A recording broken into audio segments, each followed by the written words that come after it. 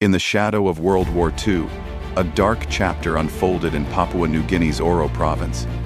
In 1942, Japanese forces advanced through northern PNG, and in the chaos, several missionaries and European civilians were brutally killed near the village of Sangara.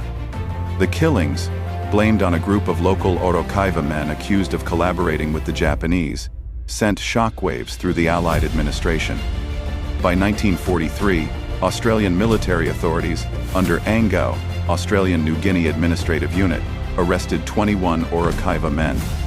Though the legal proceedings were swift, questions have lingered about whether the men fully understood the charges or received a fair trial.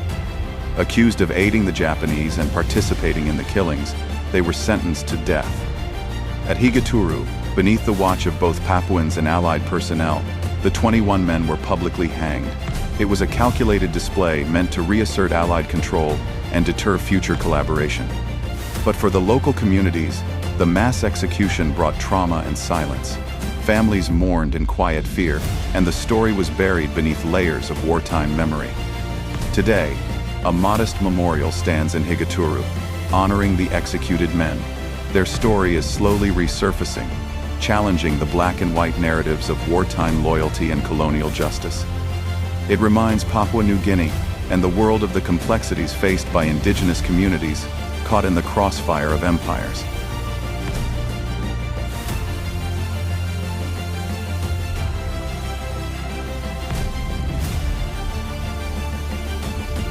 We forgot about it completely. And so these questions have been continuously asked by my people in Northern Province.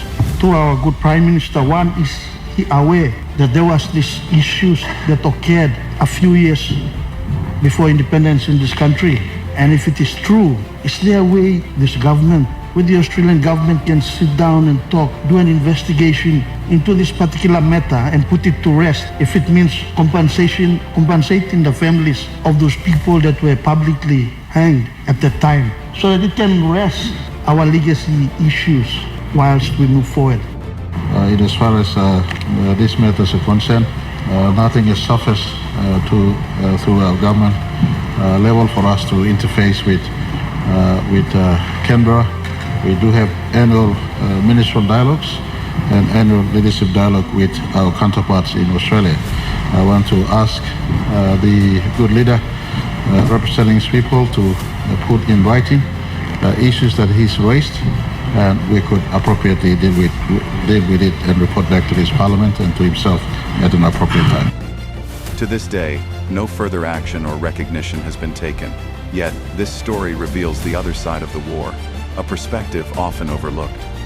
It shows how some local people faced impossible choices, and stands as a grim reminder that no war is ever truly just or without victims. Thank you for watching.